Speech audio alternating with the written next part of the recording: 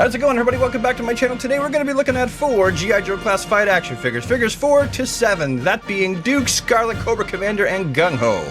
Each of the packaging for all these guys has an individual to the character piece of box art right there in the corner that wraps around all the way to the other side. While on the left-hand side of the box, you can see the number of the figure, the G.I. Joe logo, and then individualistic little pictures that are supposed to symbolize each character. As I said, these are going to be really simple unboxings as compared to what I would usually do. Here's Duke all out of his packaging with everything that he gets on the inside. His backpack with a little trench digging shovel. If I'm not mistaken, that's kind of what the original one looked like as well, with the water bottles and the shovel on the back here. We got Duke's rifle right here between my fingers. I'm not sure if it's an automatic or a semi-automatic, but it does have a sweet scope. We've also got one of these things. It appears to be one of those one-eyed monocle binocular thingamajiggies. And his little sidearm pistol right there. And then you have the figure itself. You can definitely tell that this is very much inspired by the original look for Duke, although they definitely gussied it up a little bit like they've done with the rest of the figures. Like generally, as far as I remember, Duke didn't have the dark green up here on the shoulder area, nor did he have the knee pads and the shin guards. But if nobody told me this was Duke, I probably still would have figured it out because the basic colors are still all there.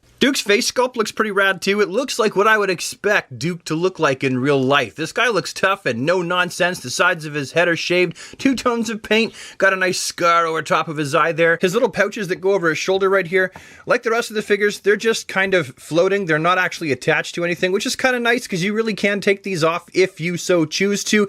And his belt, it's just a floating belt as well. It's not really attached to anything. A very, very cool kind of reimagining, but very classic looking redesign of Duke. I like it. Now let's put his accessories on him. So his little one-eyed binocular monocle-y thing just goes there. And the pistol fits nicely right here in the holster. And the backpack obviously just goes into the little peg in the hole in his back. The big question to me is, will the backpack rest nice and tightly, or will it behave more like snake eyes and beach heads? Theirs tend to want to fall off. Yeah, that's tighter than the other ones. And he doesn't actually have a place to stick his rifle, so I'm just gonna pop that in his hand. And there we go.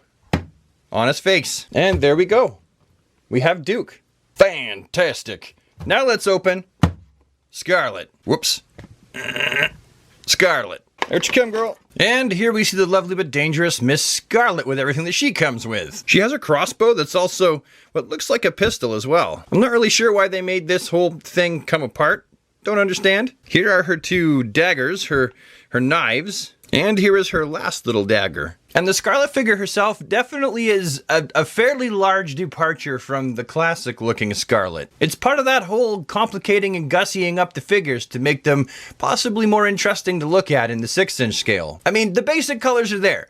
The blue and the yellow, that was Scarlett's basic colors. But really, she is so much different than how she appeared in the cartoon show and in the comic books. It's actually my understanding that for the new G.I. Joe game that's coming out, these figures are more or less based off how they look in the game. Either way, even though she looks definitely very, very different than how she looked way back in the cartoon show, I still think she looks fantastic, and I can tell that it's Scarlett. Her backpack here, with the arrows in the bottom here that wraps around her chest, you can see that it's got a little knife holster right there in the front. So we're actually going to take her little knife right here, and we're just going to stick that right in there, because that's where it goes. I'm assuming that they're both just meant to go right here, in here like this. That's just, you know what? I'm not, is that what they go? I think so. Yeah, looking at the space on the inside there, it does appear that they would go in there. If they don't, then I have no idea. Where else would she stow her fighting knives? And then of course we've given her her crossbow. I'm going to tell you right now, this crossbow is a little bit of pain in the butt because the top piece keeps coming off. If you bump it the wrong way, it just comes right off. I kind of wish it was just one piece, but darn does she ever cut an attractive looking figure. I think she looks fantastic, and the face sculpt for her looks possibly a little bit Pippi Longstocking-ish, but you know what? I think that it's just fine. I like the freckles. I think they're a nice touch. And it is also kind of cool that they did add just a little bit of paint toning in her ginger hair there. You got some little highlights and some highlights right there in the front. So yeah, even though she's a departure from the classic look for Scarlett, I definitely think that she's a fantastic offering for the G.I. Joe line. That is a whole lot of complicated detail for the coloring and the styles of her knee pads and shin guards, by the way. That's a huge departure. And next we look at Cobra Commander. Come on out. The inside of Cobra Commander's card is just a little bit different in comparison to the Joe's. Well, it's a lot different. It's red, it's got a Cobra, it's not blue with the Star Joe symbol. And here's the Cobra Commander. He comes with everything you see here. Here's Cobra Commander's sword. I love how intricately cool looking this bad boy's been designed. Not really sure what the point of the handly thing is for. However, I do love the little gold cobra that is the hilt of the sword. That looks awesome. What a fantastic looking accessory. And here's his sidearm. It looks like an old school flintlock pistol, only really intricately designed with snakes and stuff all over it and having a snake handle. Although I really don't understand why Cobra Commander would want to have a single shot flintlock pistol that he has to keep reloading after every single shot. Friggin' cool looking though. And this time, the figure comes with 2 extra hands, a punchy fist and a nose picker finger. Yoink. You can pick your friends, you can pick your nose, but you can't pick your friend's nose. Shh. You, go get that, over there. Dude sure looked dictatious with both of the other hands on. Here, let's put the regular ones back on and finish off. Which in this case looks to be an open grabbing you by the throat hand. And obviously a grabbing stuff hand, like this, or this. Now the figure itself of Cobra Commander looks downright awesome. I love this design. I think it matches the character perfectly. I can't wait to get my hands on the lighter blue variant. I think that would probably become my go-to Cobra Commander. But darn it if this ain't an awesome looking Cobra Commander. So far, I really feel like a lot of the changes in detail they made to this version, this iteration of Cobra Commander in comparison to how he looked back in the day, really make the most sense. Like, he really looks like some sort of dictatious terrorist villain hell-bent on world domination. I like how the inside of his little shoulder capey thing is red, while the outside is black. The shoulder piece here almost looks like scales. He has almost a snakeskin-like texture on the side of his pants. And his boots, they look like total snake stepping boots. Goose stepping, snake stepping. You know what I'm talking about. And I love the look of Cobra Commander's face shielded helmet. It actually looks like a face shield. I sure wish they would... I'm gonna pop his head off. See, underneath there's nothing, but I sure wish you could pop off the face shield here and then see what's underneath. I know. That wrecks the mystique, kind of like seeing what Dr. Claw's face looks like too from Inspector Gadget, but this looks fantastic. When Cobra Commander's done lopping off people's hands, fingers, and heads, you can just stow his sword right there and oh, it pops out the bottom. Is it supposed to do that? I'm gonna say it probably shouldn't. I probably rammed it in there too far. Hold on. It probably is just meant to go in like that, kind of.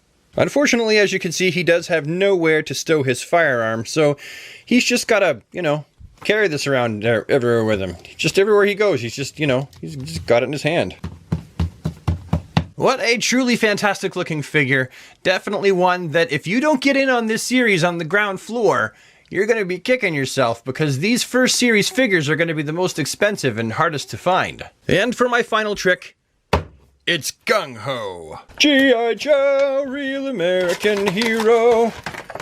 G.I. Joe's there. And here's Gung Ho out of the package, and damn, he packing 3 firearms. A shotgun, one of these, I believe it's an automatic something or other, a grenade launcher, and a great big old backpack to store all of the guns on. Dude, this is forward thinking right here. A place to put all of his guns. What a sweet looking backpack. Now just to comment here on the fact that the figures have all been gussied up and given more detail than they ever had in the comic book and in the source material, I will point out that Gung Ho is so super recognizable. I've said this before in this video, but if nobody told me this was Gung Ho, I would still know it's Gung Ho. The look is just too iconic to mistake for absolutely anybody else. This is Gung Ho. With his great big roidy steak-eating pipes. They have given him a piece of armor right here on his wrist. I don't really know what this thing is on the armor. I'm not really... what is that? They've also given him a movable elbow pad right here. So if it drives you crazy, you could just pull it off and be like, I'm sick of this thing. But we're not going to do that. We're going to keep it on. It's part of the video and it's part of the figure. He's got all kinds of brand new fresh details all over his flak vest. Very cool looking. Collar up, grenades on the shoulder. He's got these pieces here to the armor on his flak vest. And the shoulder has this metal pauldron right here. Very cool looking. Opening up his chest, you can see that he's got the American Eagle grenade flag. That thing. It would be cool if these here smoke bombs or whatever they are actually detached from his leg and you could use them. It's a separate piece that wiggles around on his army fatigues here. He's got the fancy shin guards like all the rest of the characters. Also, his hat comes off. You can see that he's got a mohawk underneath there. He looks like such a badass Marine. Here's his hat. It's on my finger. Here's the face sculpt close up for Gung Ho. I love it. You can immediately tell it's Gung Ho with great big chin, that tough guy nose. You got the mustache, handlebar mustache hanging down like that, shaving around the sides, and he's got even the texture up here in his hair. I think that Hasbro is killing it with the faces on all of their G.I. Joe Classified figures. For the articulation segment, I'm just going to use Duke and Scarlett because her articulation is going to be a little bit more unique to her, and Duke's is going to be the exact same articulation points as the rest of the men. Even with Cobra Commander's big coat here, his articulation actually isn't that much different than Duke's. So Scarlett has the neck that's on that ball joint that's also on a hinge. Lots and lots and lots of round and ball jointy action. She's got the rounded hinges in the armpits there. Single jointed 90-degree elbows that rotate. I know a lot of people would have liked double jointed here, but that's not what she's got. And she's also got a little hinge right here on the wrist. Her shoulder pauldron right here, how much does it get in the way? Well, there's your answer. Even without the shoulder pauldron, she still gets about the same amount of articulation there. But when you go like this, then she can reach for the stars. Right here in the torso, below her chest armor piece here, there's lots and lots of articulation with that rounded ball joint. And then she also has the rounded ball jointy waist like the rest of the figures as well. And there is tons and tons of torsicular movement. Is that a word? Torsicular. She's also got the ball joints right here that are drop hinges, so they do allow for a little bit more round and round articulation. She's got the thigh cuts right here, crunchy double jointed knees, and they always do really good with Hasbro's double jointed knees. And then you've got rotation up here at the top of the boot, as well as a hinge that is also an ankle pivot. While now letting Duke represent the rest of the dudes, again, you got that little ball joint right there that's also on a little hinge. And oh, I forgot to mention, the same thing that Duke and Scarlett both have is also articulation at the bottom of the neck. All the Joes have that. I just forgot to point that out with Scarlett on behalf of the I can't even talk. On account of the fact that I'm a dummy. You got the shoulders right here that are on the hinges and they go up, uppity, up. About that, you got the bicep swivels all the way around. You got double jointed elbows and they are really nice. I like those a lot. You got the pegs that also have the side to side hinges. Not bad. You got the ab crunch in the torso. And a lot of people hate the ab crunch. This is a clicky one. I don't mind an ab crunch as long as it's well articulated, although I definitely do prefer a better well hidden, well placed ball joint up in the torso. But I'll take one of these over a poorly executed torso ball joint any day.